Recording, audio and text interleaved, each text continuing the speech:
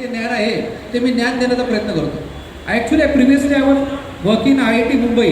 मी IIT मुंबईला 2010ला माझं career चालू केलं as a junior administrative assistant आणि नंतर मी परीक्षा देत गेलो आणि 2017च्या स्टाफ सिलेक्शनच्या कमिशनमध्ये परीक्षेमध्ये संपूर्ण भारतात 323 उमेदवारांमध्ये 166व्या क्रमांकावर खुल्या प्रवर्गात माझी निवड झाली आणि मला अभिमान वाटला आयुष्यामध्ये मी काहीतरी केलं. वास्तविक माझा जर तुम्ही भूतकाळ जर पाहिला ना की माझे वडील कोणी कलेक्टर नव्हते, माझ्या घरामध्ये असलं काही स्पर्धा परीक्षेचं काही वातावरण नव्हतं. मी कुर्ल्यासारख्या झोपडपट्टीमध्ये माझा जन्म झालेला आहे आणि मी एकदम हुशार व्यक्तिमत्व आहे. 9वी नापास झालेला व्यक्ती आहे. मी 9वीमध्ये नापास झालो होतो, प्रयत्न केले आणि चांगल्या प्रकारे माझी घोडदौड कायम ठेवली.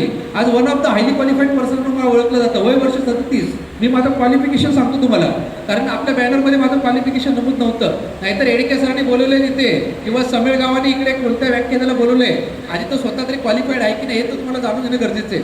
मी माझं क्वालिफिकेशन तुम्हाला सांगतो. घरी गेल्यानंतर क्वालिफिकेशन कंपॅरिझन करा आणि रेडकर सरांचा रेकॉर्ड तुम्हाला कधी तोडायचं तर तोडा.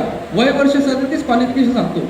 मी BCom कम्प्लीट केलेलं आहे, MCom कम्प्लीट केलेलं आहे, MA केलेलं आहे हिंदीमध्ये, LLB केलेलं आहे, MA ट्रान्सलेशन स्टडी केलेलं आहे, MA पब्लिक ॲडमिनिस्ट्रेशन केलेलं आहे, post graduation diploma human resource मॅनेजमेंटमध्ये केलेलं आहे, post graduation diploma personal management and industrial रिलेशनमध्ये केलेलं आहे, पोस्ट ग्रॅज्युएशन डिप्लोमा ट्रान्सलेशनमध्ये केलेलं आहे. सध्या मी MA सोशोलॉजीला ॲडमिशन घेऊन पार्ट 1ची परीक्षा सुद्धा दिलेली. म्हणजे डॉक्टर बाबासाहेब आंबेडकरांनी सांगितलं होतं, शिका, संघटित व्हा, संघर्ष करा. शिकतो सुद्धा आहे, संघर्ष सुद्धा करतोय आणि लोकांना संघटित सुद्धा करतोय. पण इथे जी लोक संघटित होतात त्या लोकांना मी सोबत घेऊन चालतो आणि माझ्या तिमिरातून मी त्याच्याकडे या शैक्षणिक चळवळीमध्ये मी त्यांना समाविष्ट करतो. माझ्या समूहामधून कोणताही क्लास किंवा कोणताही अकॅडमी न लावता जवळपास 22 लोक सिलेक्ट झाली आणि आता स्टेट सेंट्रल गव्हर्नमेंटमध्ये कार्यरत आहे तिथे, आणि ही माझ्यासाठी मोठी अचिव्हमेंट आहे. नाहीतर लोक काय माहिती आहे का, अधिकारी झाल्यानंतर समाजाचं आपण जे काही देणं लागतं विसरून जातात. माझं कुटुंब, माझं पोरग, माझा पत्नी एवढं त्यांचा जो गोतावळा तेवढाच असतो.